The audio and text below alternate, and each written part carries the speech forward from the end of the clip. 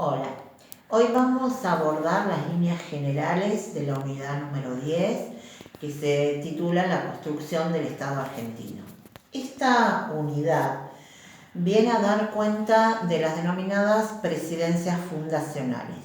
Se corresponden a las presidencias de Mitre, Sarmiento y Avellaneda. Esas presidencias abarcan el periodo que va de 1862 a 1880. Cada una de ellas va a cumplir con el periodo constitucionalmente definido en la Constitución de 1853. Esto es, cada presidencia va a cumplir el periodo de 6 años. Algunas de las cuestiones que nos parecen fundamentales que ustedes sepan es las razones por las cuales se llaman fundacionales. En realidad esto alude a la fundación del Estado Nacional luego de que efectivamente a partir de estas presidencias va a haber bases que tengan que ver con la vida institucional, con la vida política y con la vida social y económica que van a ser claves en la fundación del Estado. Por ejemplo, en la presidencia de Bartolomé Mitre va a tener uno de sus puntos más importantes en el hecho que va a iniciar su vida institucional la Corte Suprema de Justicia, que hasta esos momentos, como tercer poder dentro de los poderes del Estado a nivel nacional, no existía. Y durante la gestión Mitre va a iniciar su presencia y cumplir con sus funciones. Cuando llega a la presidencia Bartolomé Mitre, una de las primeras cuestiones en términos institucionales que va a tener que resolver es la cuestión capital.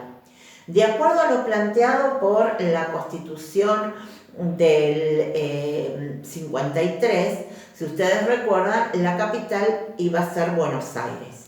En la reforma del 60, ese artículo fue modificado justamente por la reforma constitucional y se definió no un lugar donde iba a estar la capital, sino el mecanismo de elección del lugar en el cual iba a ser la capital.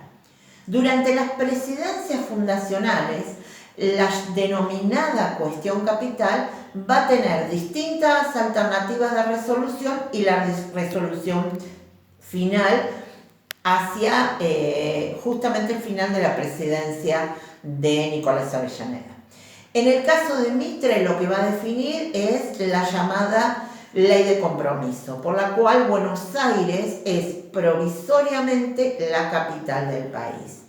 Por unos años se supone que antes de que terminara la presidencia de Mitre iba a poder finalmente resolverse este tema, que no es así, y de hecho la solución provisoria que plantea la Ley de Compromiso va a continuar durante toda la presidencia de Sarmiento y prácticamente en forma completa durante la presidencia de Nicolás Avellaneda.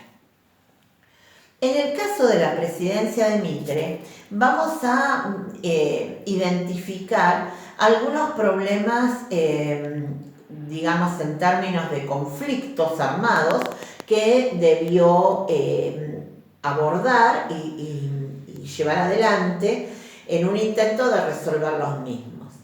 En primer lugar, tenemos que ver la aparición de las últimas rebeliones de caudillos que se dan en nuestro país, porque Mitre es el primer presidente electo en términos constitucionales, realmente es el primero que llega a la presidencia de acuerdo a todas las pautas definidas por la Constitución del 53.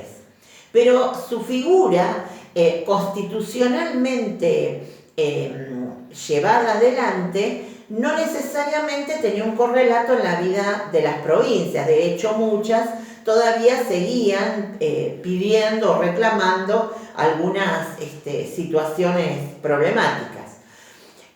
Así, por ejemplo, pueden encontrar las dos rebeliones de Peñalosa, alias el Chacho Peñalosa, que es una de las figuras más importantes dentro de los jefes federales del interior del país.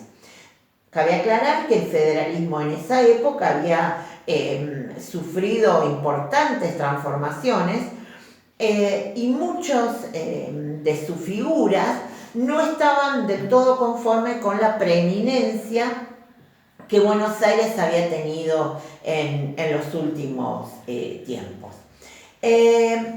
Y de hecho, rebeliones como las de algunos de estos últimos caudillos vienen a demostrar la necesidad de plantarse frente al poder, especialmente frente al poder económico de Buenos Aires. Lo cierto es que para las presidencias fundacionales, estas alternativas de levantamientos de caudillos van a significar la posibilidad de instaurar el poder nacional sobre estas efímeras alternativas de levantamientos provinciales. Y también va a demostrar entonces la superioridad del poder político del presidente de la nación, que es clave en términos de la construcción del Estado a nivel nacional. El otro punto clave durante la presidencia de Mitre, y también va a tener una continuidad en la de Sarmiento, es la Guerra de la Triple Alianza o la también denominada Guerra contra el Paraguay. Esta es una guerra que tiene lugar entre 1865 a 1870. Es una guerra que se inicia por un conflicto interno dentro de la República Oriental del Uruguay, en donde el gobierno de Paraguay define apoyar a uno de los bandos y al otro lo apoya tanto Argentina como Brasil. Cuando se habla de la Triple Alianza, estamos hablando de una alianza conjunta entre Argentina, Brasil y Uruguay contra el Paraguay. Desde el inicio, en el Tratado de la Triple Alianza, se pone muy de manifiesto esta idea de que la guerra no era contra el pueblo paraguayo, sino que en realidad era una guerra contra su autoridad, contra quien era su presidente, que era Francisco Solano López. Obviamente es un eufemismo, porque entender que la guerra, uno puede decir que no va contra el pueblo, pero indudablemente es el pueblo en la persona de quienes integran las fuerzas militares, pero también la población civil, es indudablemente el mayor perjudicado siempre en una guerra. Francisco Solano López, al entender que existía este bloque conjunto, define invadir la provincia de Corrientes para ir en auxilio del sector que él defendía en territorio uruguayo. Esto fue tomado, obviamente, por nuestro país con una clara definición a favor de la guerra. Una guerra muy compleja, en donde las acciones militares en términos terrestres tuvieron que ver directamente con la figura de Mitre. Por lo tanto, Mitre coexiste entre ser el presidente de nuestro país y paralelamente ser quien dirige las acciones bélicas por parte de nuestro país contra el Paraguay. De allí que es una figura muy particular, la de Mitre, en la medida en que coexisten sus funciones en un tiempo que también es evidentemente complejo. Las acciones militares van a terminar definidas completamente a favor de las fuerzas tanto de Argentina como de Brasil. La guerra tuvo consecuencias devastadoras para el Paraguay. Según los datos en términos demográficos, en 1865 contaba con alrededor de 400.000 personas y hacia 1871, o sea, inmediatamente después de la guerra, solo llegaba a 230.000 personas.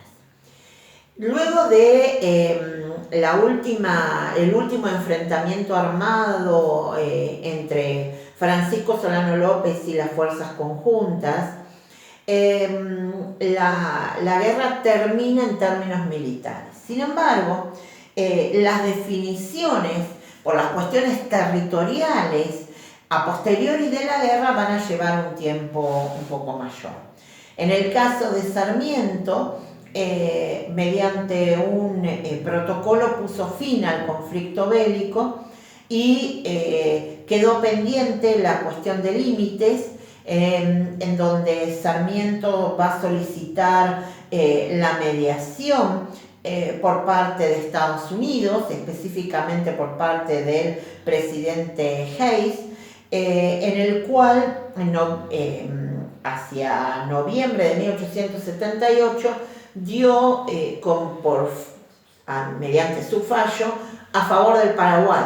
Por lo tanto, nosotros no tuvimos ninguna alternativa de acceder a algún territorio en disputa en los límites, y habíamos participado en una guerra que, como dijimos, en términos demográficos fue un desastre para el Paraguay, pero además para nosotros tampoco, como en general ninguna guerra, deja ningún saldo que se pueda pretender como, aunque sea reparatorio de las acciones por las cuales nos habíamos involucrado en la guerra. No obtuvimos ninguna de un avance territorial que por lo pronto parecía como una excusa para haber iniciado una guerra, especialmente para el Brasil, que sí va a contar con un avance en su territorio. La segunda presidencia de las presidencias fundacionales es la presidencia de Domingo Faustino Sarmiento. Evidentemente, vamos a mencionar algunas de las acciones que tienen que ver con esta presidencia, que se inicia cuando todavía, el fin de la guerra contra el Paraguay venía anunciado, pero todavía faltaba el cierre en términos diplomáticos. Hay múltiples actos de gobierno durante la presidencia de Sarmiento. Vale mencionar la modernización del ejército, a propósito con la formación de los cuadros militares, aprovechando en parte la experiencia obtenida durante la guerra contra el Paraguay, en la fundación del Colegio Militar, la reorganización de la Escuela Naval, y seguramente el eje mayor de su presidencia tiene que ver con la educación.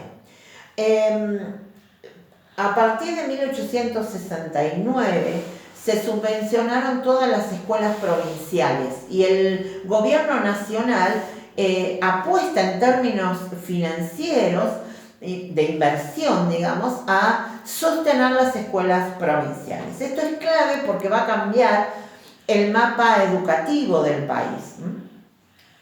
Por otro lado, se crean varios museos, como el Museo de Ciencias Naturales en Buenos Aires, la fundación de la Academia de Ciencias en Córdoba, y especialmente todo lo que tiene que ver con la creación de las escuelas normales, que va a plantear la alternativa de la importancia que tiene en términos educativos la formación de los maestros. En realidad hay un eje en la presidencia de Sarmiento que tiene que ver con sus propias ideas, que pasaba por la necesidad de formar maestros para luego expandir el sistema, ¿bien? Pero sin tener maestros con una fortaleza en su formación era indudablemente contradictorio avanzar con la creación de escuelas. Él hace en paralelo el avance en la formación de los maestros, en la inversión hacia las escuelas de las provincias y en ese sentido en las llamadas escuelas normales. Por otro lado, durante su gestión se hizo el primer censo nacional, que en ese caso se dice que gracias al censo es cuando se inicia en un país como en el nuestro, nuestra introducción a trabajar con estadísticas modernas, ¿no? Y con la posibilidad que un censo da, que tiene que ver con el relevamiento de datos que son necesarios para la toma de decisiones en términos de políticas públicas, porque en definitiva parte de las razones por las que se hace un censo tienen que venir por ese lado.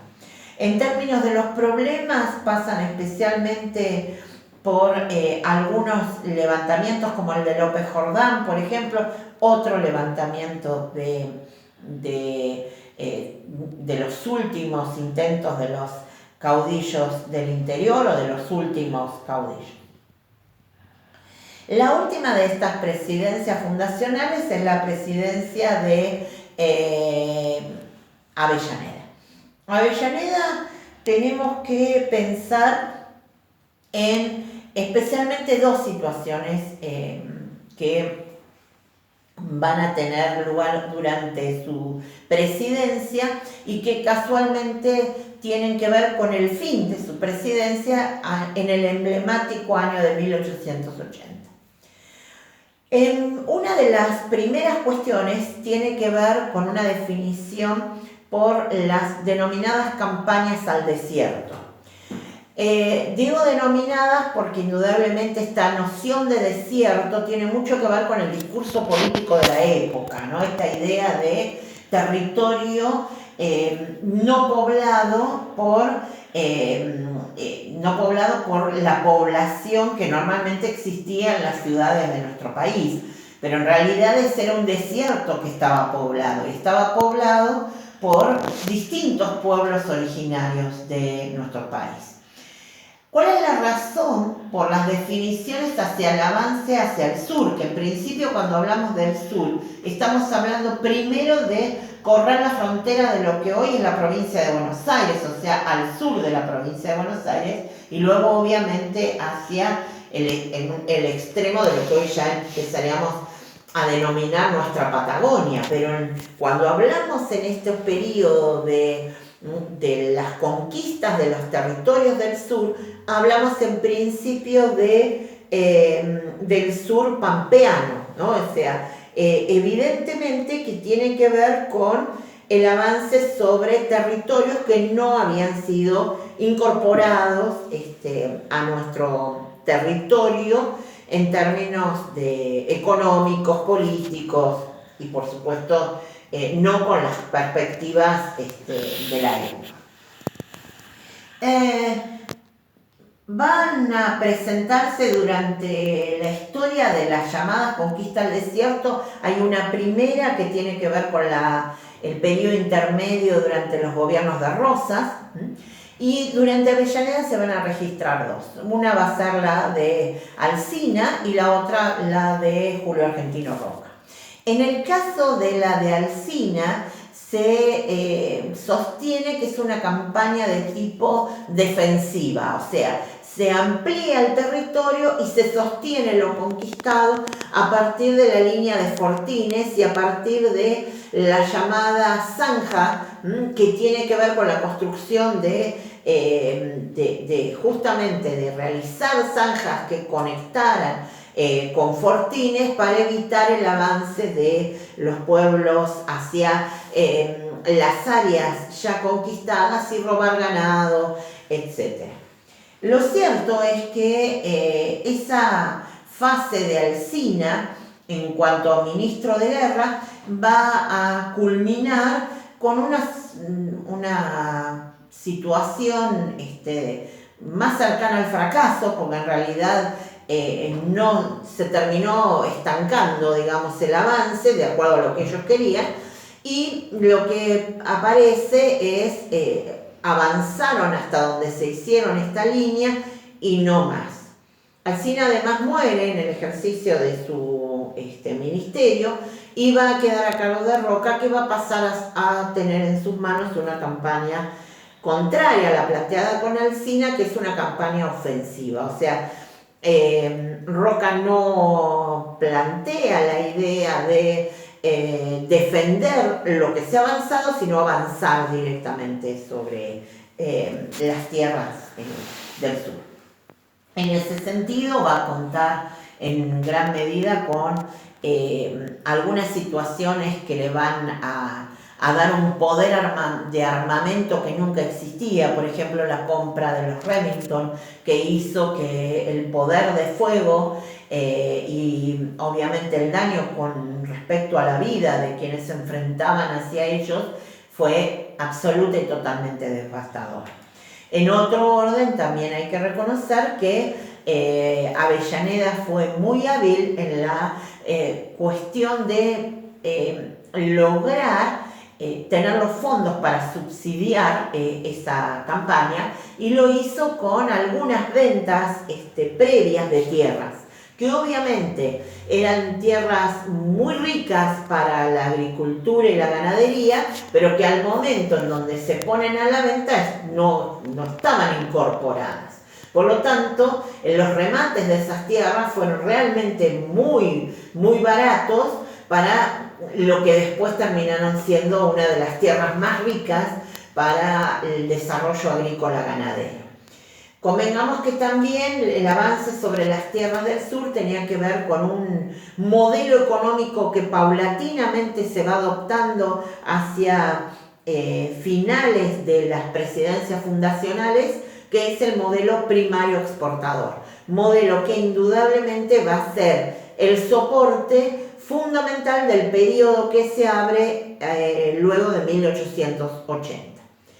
La segunda de las cuestiones claves de la presidencia de Avellaneda fue resolver la cuestión capital. Y en este sentido, esa resolución no va a ser una resolución pacífica.